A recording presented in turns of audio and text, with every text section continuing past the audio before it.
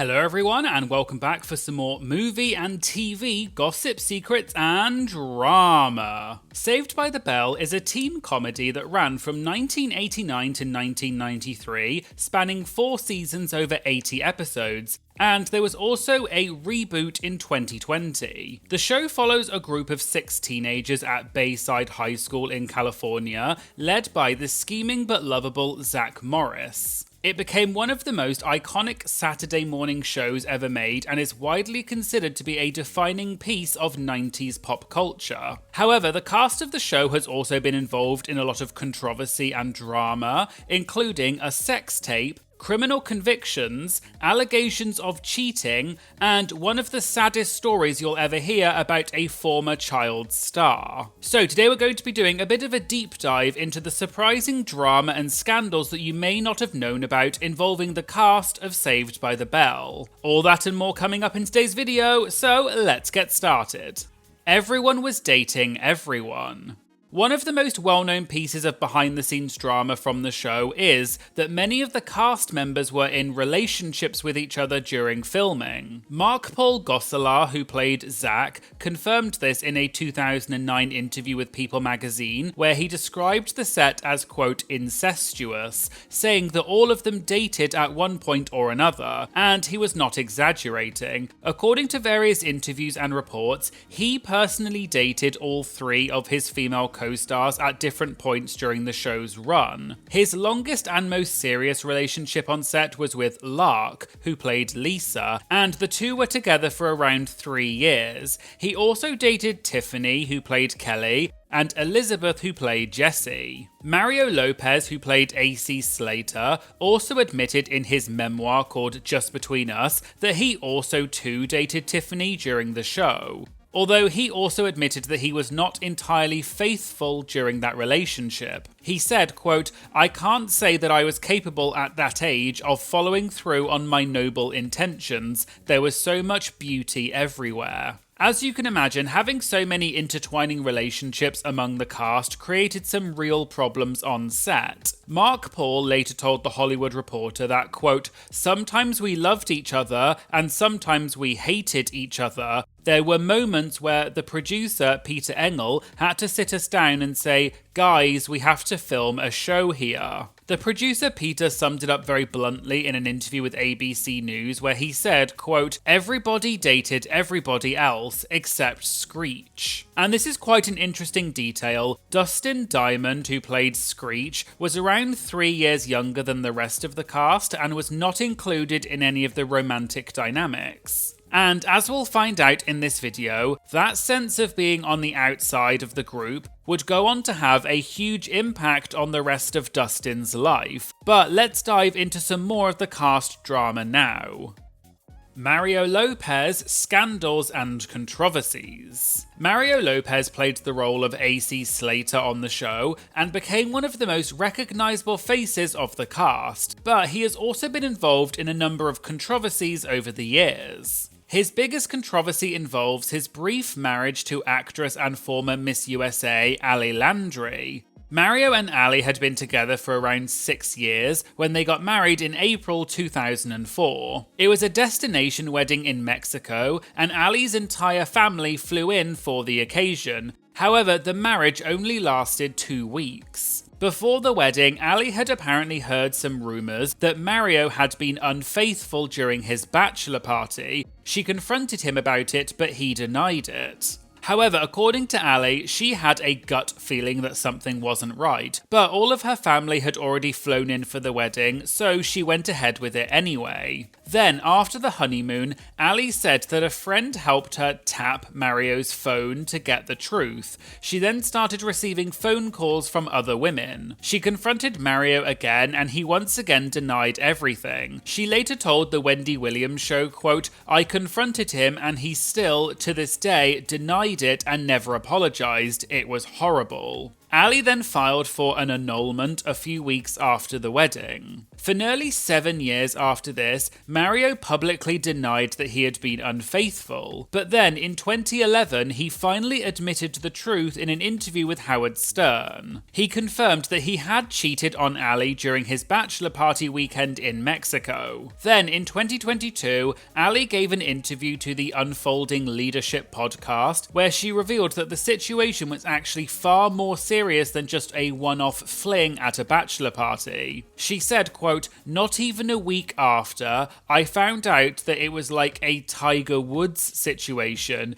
cheating across the board, with some women for 1 year, some women for 2 years. It should be noted that Ali has also spoken positively about how the experience changed her as a person. She has since remarried and has 3 children, and has said that she is grateful for how things turned out. As for Mario, he married actress Courtney Mazza in 2012, and they also have 3 children together. He has gone on to have a very successful television career, hosting Access Hollywood, winning 2 Daytime Emmy Awards, and receiving a star on the Hollywood Walk of Fame in October 2024. Dustin Diamond, The Screech Trap.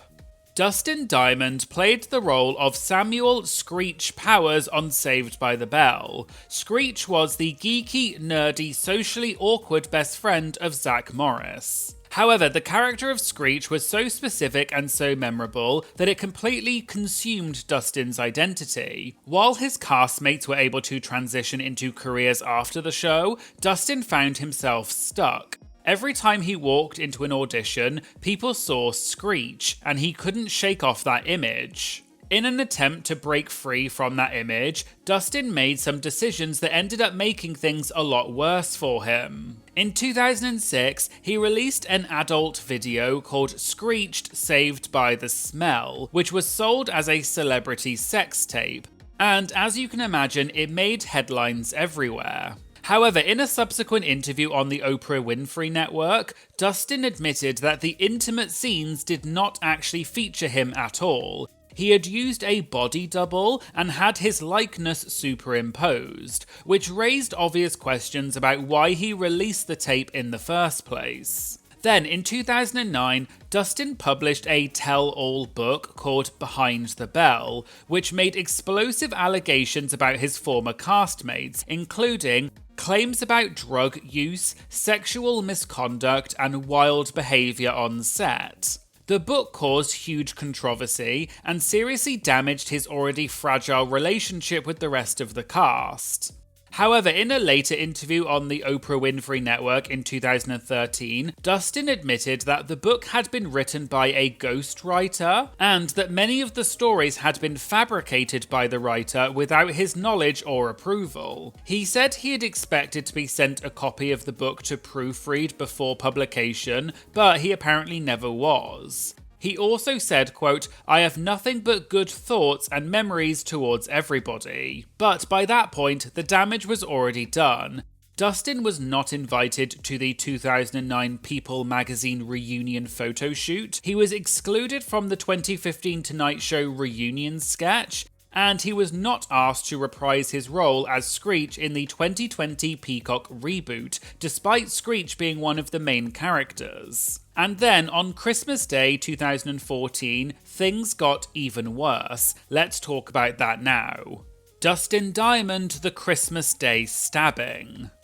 On the night of the 25th of December 2014, Dustin was at a bar called the Grand Avenue Saloon in Port Washington, Wisconsin, with his then-girlfriend Amanda Schutz. According to an arrest report obtained by ABC News and CNN, an altercation broke out at the bar. Dustin claimed that a group of intoxicated people had been behaving aggressively. When he returned to Amanda after paying his tab, he found her in the middle of a confrontation with another person. He said he intervened, and in the chaos, he accidentally stabbed a man under the armpit. Police stopped the vehicle Dustin was travelling in shortly afterwards. A stiletto folding knife with a 3.75-inch blade was found inside his car. Dustin initially told police he had been holding a pen, but later admitted it was a knife and said the stabbing was an accident. The victim's wound was not life-threatening and he recovered at home. In May 2015,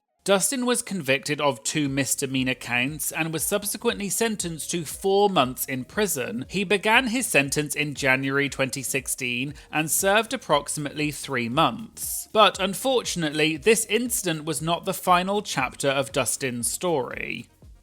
Dustin Diamond, the tragedy.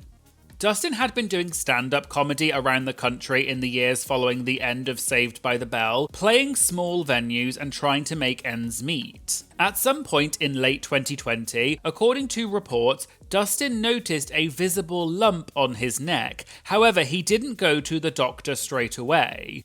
According to his close friend Dan Block and his manager Roger Paul, Dustin was afraid to go to hospital because he was worried that if he was photographed going in, it would end up in the tabloids and become a story. Roger Paul later confirmed this, saying that Dustin, quote, was afraid of the public attention if he went into the hospital. It wasn't until January 2021 that Dustin was eventually hospitalized in Cape Coral, Florida, after experiencing pain throughout his body. And the diagnosis was devastating. Dustin had stage 4 small cell carcinoma, which is a form of lung cancer that had already spread throughout his body. Notably, Dustin had never apparently smoked in his life. He reportedly believed the cancer may have been caused by mold and asbestos in the cheap hotels he had been staying in while on the comedy circuit. His diagnosis was made public on the 14th of January 2021. On the 21st of January, his manager told NBC News, quote,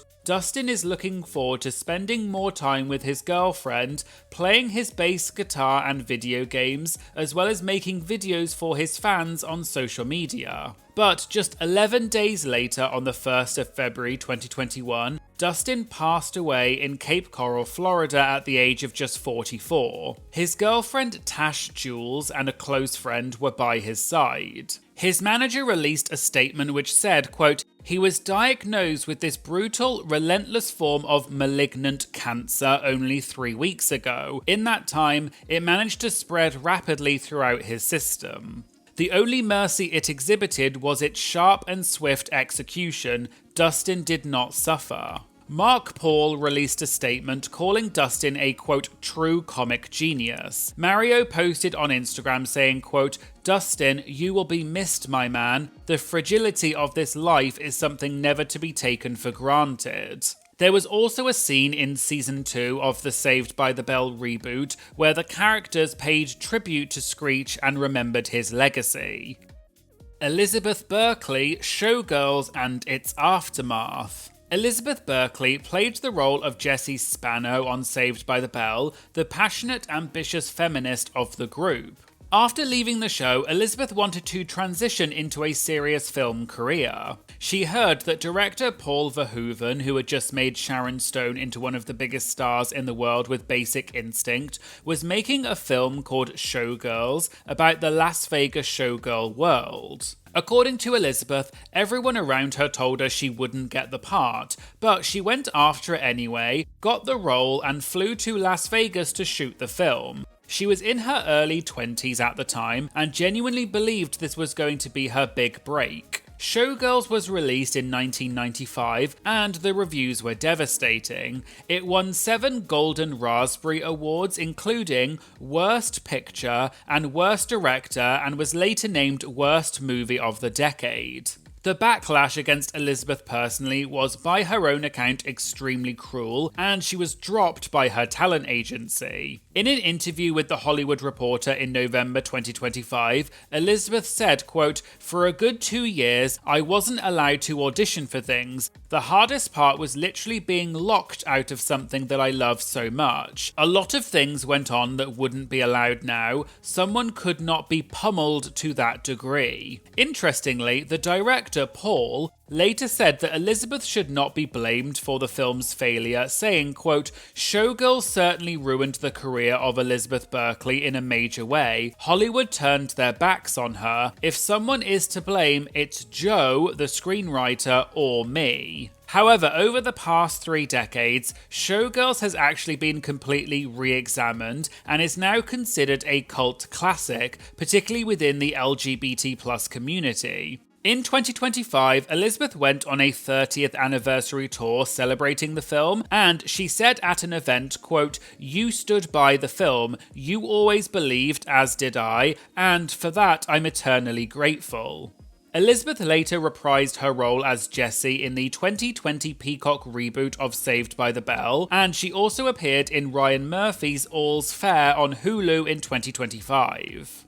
Lark Voorhies' mental health struggles.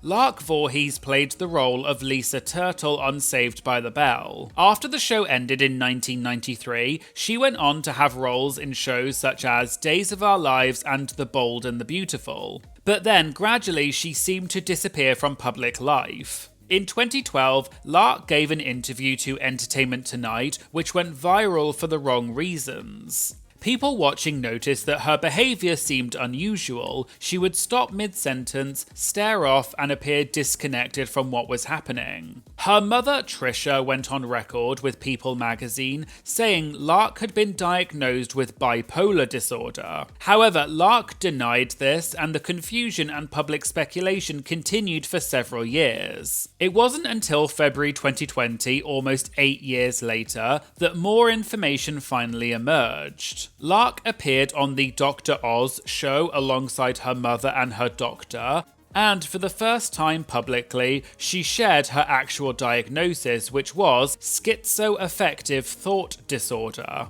This is a mental illness that includes symptoms of both schizophrenia and mood disorders, causing difficulty articulating thoughts, auditory hallucinations, and challenges with everyday social functioning. Lark also spoke about being excluded from various Saved by the Bell cast reunions, as well as the 2020 reboot. She read from a personal journal entry which said, quote, "I did feel a bit slighted and hurt when I was not invited to be part of the Saved by the Bell reunion. Yet, of course, I also realised that having this puzzling disorder may have played a major part in that factual decision." Following her Dr. Oz appearance, Lark was contacted by the producers of the reboot. Elizabeth Berkley reached out and sent her a bouquet of flowers, and Lark was invited to film a cameo on the show. Lark has also reportedly been in consistent treatment for her condition since 2018, and seems to be making positive progress. Mark-Paul Gosselaar and Tiffany Thiessen, where are they now?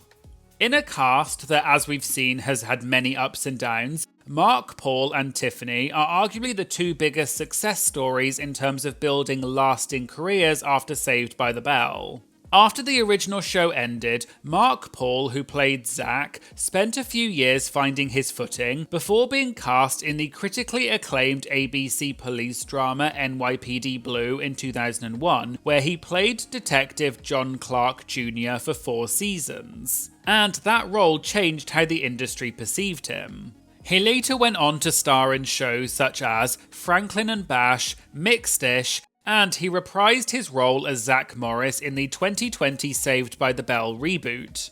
More recently, he played a villain in the NBC crime drama Found, and in an interview with AARP in October 2024, he reflected on his career and said, quote, "I've been in it for over 30 years. I appreciate it every day. It isn't lost on me. I've seen lots of my peers come and go." Then, in terms of Tiffany, who played Kelly, after leaving the show, she landed a role on Beverly Hills 90210, playing Valerie Malone, which essentially was the complete opposite of Kelly. For years, there were rumours that Tiffany had issues with some members of the 90210 cast. Shannon Doherty, who played Brenda, had previously left 90210 after falling out with her co-stars, and Tiffany's character kind of replaced her. In a 2012 interview with Howard Stern, Tiffany said about her co-stars, quote, "The guys were actually very nice, but the girls were not easy." She confirmed that she felt like she was, quote, "shunned by them." She shared that she and Jenny Garth had a falling out, and she also had a strained relationship with Tori Spelling.